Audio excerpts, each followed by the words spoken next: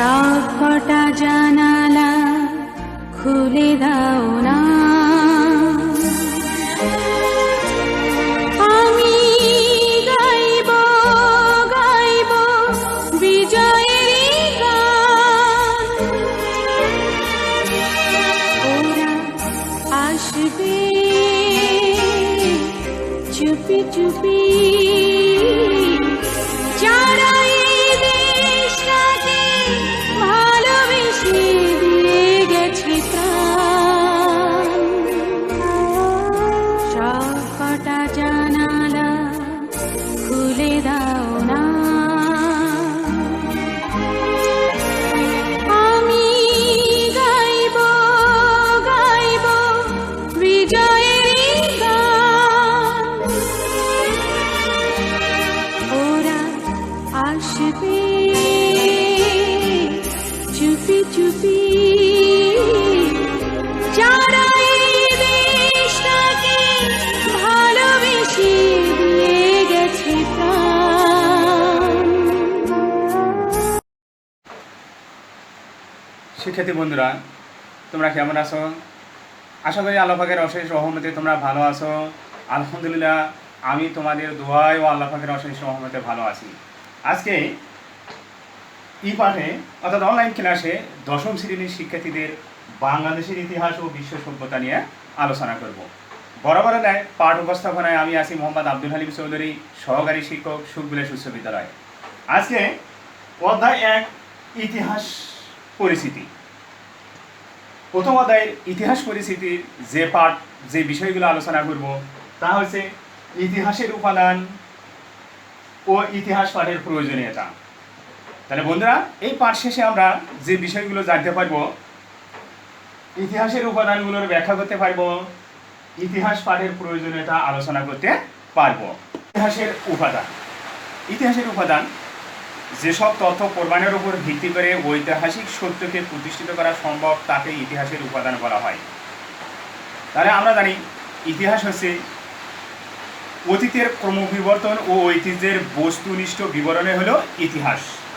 আর এই বস্তুনিষ্ঠ বিবরণ যেসব মাধ্যমে আমরা সত্য বলে এবং ভিত্তি বলে প্রমাণিত করতে পারি বা প্রমাণিত হয়, সে সমস্ত বিষয়গুলো হচ্ছে ইতিহাসের উপাদান। আর এই ইতিহাসের উপাদানকে দুই ভাগে ভাগ করা হয়েছে। একটা হচ্ছে লিখিত উপাদান আর একটা হচ্ছে অলিখিত উপাদান। লিখিত উপাদান, ইতিহাস রচনার লিখিত উপাদানের মধ্যে রয়েছে সাহিত্য, বৈদেশিক বিবরণ, দলিলপত্র ইত্যাদি। তাহলে লিখিত উপাদান হচ্ছে কি? বিভিন্ন সাহিত্য, দলিলপত্র, চুক্তিপত্র, সন্ধিপত্র, এইগুলো চিঠিপত্র, এইগুলো হচ্ছে লিখিত উপাদান। বিভিন্ন দেশি বিদেশি সাহিত্যকর্মেও তৎকালীন সময়ের কিছু তথ্য পাওয়া যায়, যেমন বেদ, কৌটিল্যের অর্থশাস্ত্র, কলহনের রাজতরঙ্গিনী, মিনহাজুস সিরাজের তবাকাতে নাসিরি, আবুল ফজলের আইনে আকবরী ইত্যাদি। তাছাড়াও বিদেশি পর্যটকের বিবরণ সবসময় ইতিহাসের গুরুত্বপূর্ণ উপাদান বলে বিবেচিত হয়েছে। 5ম থেকে 7ম শতকে বাংলায় আগত চৈনিক পরিব্রাজক যথাক্রমে ফাহিয়ান, হিউয়েনসাং ও ইনসিং এর বর্ণনা, পরবর্তী সময়ে আফ্রিকান পরিব্রাজক ইবনে বতুতা সহ অন্যান্য লেখাতেও এ অঞ্চলের সম্পর্কে বিবরণ পাওয়া গিয়েছে। এসব বর্ণনা থেকে তৎকালীন সমাজ, অর্থনীতি, রাজনীতি, ধর্ম, আচার অনুষ্ঠান সম্পর্কে অনেক তথ্য জানা যায়। তোমরা জানো যে প্রাণ থেকে এদেশ প্রাকৃতিক সৌন্দর্য ও প্রাকৃতিক সম্পদে ভরপুর ছিল। এই সকল প্রাকৃতিক সৌন্দর্য আর সম্পদে কি দেশ বিদেশে নাম ছড়িয়ে পড়েছিল। তাই অনেক বৈদেশিক পর্যটক তারা এই দেশে এসেছে এবং তাদের বর্ণনায় আমরা তৎকালীন সময়ের রাজনৈতিক অবস্থা, সামাজিক অবস্থা, ধর্মীয় অবস্থা বিষয়ে জানতে পারি। সাহিত্য উপাদান, জীবনী গ্রন্থ, সন্ধ্যগড় নন্দিনীর রাম রচিত বঙ্গবন্ধু শেখ মুজিবুর রহমানের অসমাপ্ত আত্মজীবনী ইত্যাদি। তাহলে লিখিত ইতিহাসের মধ্যে সাহিত্য উপাদানও একটা গুরুত্বপূর্ণ অবদান রাখে। আমরা জানি বাংলাদেশ 1971 সালে দীর্ঘ 9 মাস রক্তক্ষয়ী সংগ্রামের ফলে এই দেশ স্বাধীনতা লাভ করেছে। আর স্বাধীনতার মহান নায়ক হয়েছেন আমাদের বঙ্গবন্ধু শেখ মুজিবুর রহমান। তার একটা জীবনী আছে, অসমাপ্ত আত্মজীবনী। এই অসমাপ্ত আত্মজীবনী আমরা পাঠের মাধ্যমে বঙ্গবন্ধু সম্পর্কে, বাংলাদেশ সম্পর্কে আমরা জানতে পারি। দেশীয় সাহিত্য, কলহনের রাজতরঙ্গিনী, কালিদাসের মেঘদূত ইত্যাদি। প্রাচীন ধর্মগ্রন্থ, রামায়ণ, মহাভারত, পুরাণ ইত্যাদি। তাহলে রামায়ণ, মহাভারত, পুরাণ এইসব ধর্মীয় গ্রন্থের মাধ্যমে আমরা তৎকালীন ইতিহাস জানতে পারি। অন্যান্য প্রাচীন পাণ্ডুলিপি, সন্ধি, চুক্তি, কৌটিল্যের অর্থশাস্ত্র, এই সমস্ত বিষয়গুলোর মাধ্যমে আমরা তৎকালীন সময়ের রাজনীতি, সমাজনীতি, অর্থনীতি, ধর্মীয় আচার অনুষ্ঠান, মানুষের জীবনযাত্রা সম্পর্কে কি জানতে পারি। তাহলে এই বিষয়গুলো ছিল আমাদের লিখিত উপাদান। তাহলে বন্ধুরা, এই বলতে আমরা অলিখিত উপাদান, অলিখিত উপাদান বা প্রত্নতাত্ত্বিক উপাদান, যে বস্তু বা উপাদান থেকে আমরা বিশেষ সময়, স্থান, ব্যক্তি সম্পর্কে বিভিন্ন ধরনের ঐতিহাসিক তথ্য পাই, সেই বস্তু বা উপাদানের প্রত্নতত্ত্ব নিদর্শন। প্রত্নতত্ত্ব নিদর্শন সহ মূলত অলিখিত উপাদান। তাহলে লিখিত উপাদানের মধ্যে দেখছি বিভিন্ন সাহিত্য, চিঠিপত্র, দলিল, দস্তাবেজ, সন্ধিপত্র, এগুলো লিখিত আকারে থাকে। আর অলিখিত বা প্রত্নতাত্ত্বিক উপাদান এগুলো লিখিত আকারে থাকে না। যেমন মুদ্রা, শিলালিপি, বিভিন্ন ব্যবহৃত তৈজসপত্র, এইগুলো হচ্ছে কি অলিখিত উপাদান। একটা স্থাপত্য, এগুলো হচ্ছে অলিখিত উপাদান। তাহলে অলিখিত উপাদানের মধ্যে যে সমস্ত বিষয়গুলো আছে, লিপিমালা, সরকারি লিপি, যুদ্ধবিগ্রহ, ভূমিদান, রাজার আদেশ, রাজার নাম, রাজ্য জয়, রাজত্বকাল, ধর্মবিশ্বাস প্রভৃতি সম্পর্কে জানা যায়। বেসরকারি লিপি, এগুলো সাধারণত পাথরের মন্দিরের গায়ে লেখা হতো। মুদ্রা, মুদ্রা রাজার নাম, সন, তারিখ, রাজার মূর্তি, নানা দেবদেবীর মূর্তি খোদাই করা থাকতো, যা থেকে রাজার সময়কাল, অর্থনৈতিক সমৃদ্ধি ও সমাজ ব্যবস্থা, ধর্মবিশ্বাস প্রভৃতি সম্পর্কে ধারণা পাওয়া যায়। তাহলে মুদ্রার মাধ্যমে আমরা একটি কি দেশের ইতিহাস, ঐতিহ্য সম্পর্কে জানতে পারি। স্থাপত্য, ভাস্কর্য ও স্মৃতিসৌধ। স্থাপত্য, প্রাচীন সমাধি স্তম্ভ, স্মৃতিস্তম্ভ, প্রাচীন শিল্পকৃতি, দেবদেবীর মূর্তি, মৃৎশিল্প, মৃৎপাত্র, তৈজসপত্র প্রাচীন ভারতের প্রত্নতাত্ত্বিক নিদর্শন হিসেবে চিহ্নিত, যেগুলো থেকে সভ্যতার উৎকর্ষ যেমন বোঝা যায়, তেমনি এতে নাগরিক জ্ঞানের সৌন্দর্যভাব, সাংস্কৃতিক মনোভাব ফুটে ওঠে।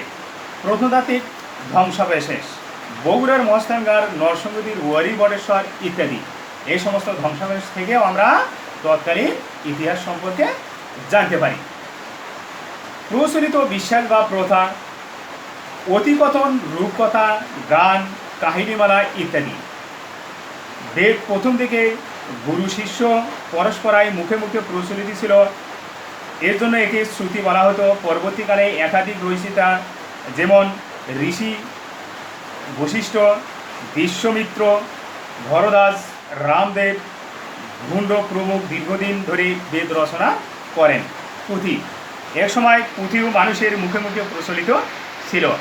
এই সমস্ত প্রত্নতাত্ত্বিক নিদর্শন বৈজ্ঞানিক পরীক্ষা নিরীক্ষা এবং বিশ্লেষণের ফলে সে সময়ের অধিবাসীদের রাজনৈতিক, সামাজিক, অর্থনৈতিক অবস্থা সম্পর্কে ধারণা পাওয়া যায়। ধারণা করা সম্ভব প্রাচীন অধিবাসীদের সভ্যতা, ধর্ম, জীবনযাত্রা, নগরায়ন, নিত্য ব্যবহার্য জিনিসপত্র, ব্যবসা বাণিজ্যের অবস্থা, কৃষি উপকরণ ইত্যাদি সম্পর্কে উদাহরণ হিসেবে উল্লেখ করা যায় সিন্ধু সভ্যতা, বাংলাদেশের মস্তানগড়, পাহাড়পুর, ময়নামতি ইত্যাদি স্থানের প্রত্নতত্ত্ব নিদর্শনের কথা। নতুন নতুন প্রত্নতত্ত্ব আবিষ্কারের বদলে দিতে পারে একটি জাতির ইতিহাস। তাহলে নতুন নতুন প্রত্নতত্ত্ব আবিষ্কারের ফলে কি হয়, একটি জাতির ইতিহাস পাল্টে দিতে পারে। যেমন নরসিংদীর ওয়ারি বটেশ্বরের প্রত্নতত্ত্ব আবিষ্কার, ওই অঞ্চলের প্রত্নতত্ত্ব নিদর্শনের প্রমাণ হয়েছে যে বাংলাদেশ 2500 বছর পূর্বেও নগর সভ্যতার অস্তিত্ব ছিল।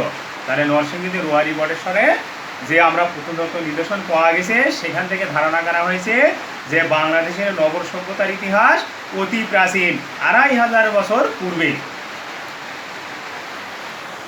এই আবিষ্কারের ফলে বাংলার প্রাচীন সভ্যতার নবদিগন্তের উন্মোচিত হয়েছে, বদলে গেছে বাংলার প্রাচীন সভ্যতা সম্পর্কে অনেক ধারণা। অদূর ভবিষ্যতে নতুনভাবে লিখিত হবে বাংলাদেশের প্রাচীন ইতিহাস। তাহলে শিক্ষার্থী বন্ধুরা, আমরা ইতিহাসের উপাদান আলোচনায় দুটো বিষয় দেখলাম। একটা আছে লিখিত উপাদান আর একটা আছে অলিখিত উপাদান। লিখিত উপাদানের বর্ণনা, অলিখিত উপাদানের বর্ণনা। এখন তোমরা কোনগুলো লিখিত উপাদান আর কোনগুলো অলিখিত উপাদান তোমরা হ্যাঁ অবশ্যই পারবে। তাহলে বন্ধুরা তা করবো ইতিহাস পাঠের প্রয়োজনীয়তা। আমরা ইতিহাসের সংজ্ঞায় দেখেছি যে বর্তমানের সকল বিষয় অতীতের ক্রমবিবর্তন ও অতীত ঐতিহ্যের উপর ভিত্তি করে গড়ে উঠেছে। তাহলে বর্তমানের সকল বিষয় কি হচ্ছে, অতীতের ক্রমবিবর্তন ও অতীতের ঐতিহ্যের উপর কি করে ভিত্তি করে গড়ে উঠেছে। অতীতের ক্রমবিবর্তন ও ঐতিহ্যের বস্তুনিষ্ঠ বিবরণে হলো ইতিহাস।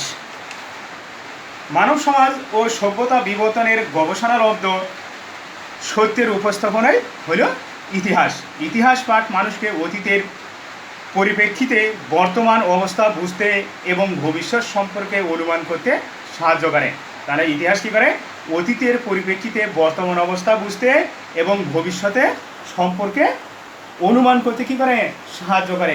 ইতিহাস পাঠের মাধ্যমে আমরা মানব সমাজের ক্রমবিকাশ, সভ্যতার বিবর্তনের ধারা সম্পর্কে জানতে পারি। তাই দেশ ও জাতির সাথে এবং ব্যক্তি প্রয়োজনে ইতিহাস পাঠ অত্যন্ত জরুরি। তাহলে কী কারণে আমরা ইতিহাস পাঠ করব? জ্ঞান আত্মমর্যাদা বৃদ্ধি করে। তাহলে ইতিহাস পাঠ আমাদের কী করে, জ্ঞান আত্মমর্যাদা বৃদ্ধি করে।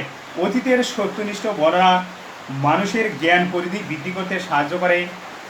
আরও এই বিবরণ যদি হয় নিজ দেশ জাতির সফল সংগ্রাম ও গৌরবময় ঐতিহ্যের, তাহলে তা মানুষকে দেশপ্রেমে উদ্বুদ্ধ করে। একই সঙ্গে আত্মপ্রত্যয়ী, আত্মবিশ্বাসী হতে সাহায্য করে।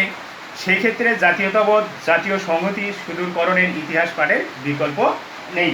সচেতনতা বৃদ্ধি। ইতিহাস জ্ঞান মানুষকে সচেতন করে তোলে। উত্থান পতন, সভ্যতার বিকাশ ও পতনের কারণগুলো জানতে পারলে মানুষ ভালো মন্দের পার্থক্য সহজেই বুঝতে পারে। ফলে সে তার কর্মের পরিণতি সম্পর্কে সচেতন থাকে। তাহলে ইতিহাসে আলোচনা করলে আমরা দেখি একটা রাজবংশের পতন আর একটা রাজবংশের উত্থান, একটা সভ্যতার পতন আর একটা সভ্যতার উত্থান, একটা সাম্রাজ্যের পতন আর একটা সাম্রাজ্যের উত্থান।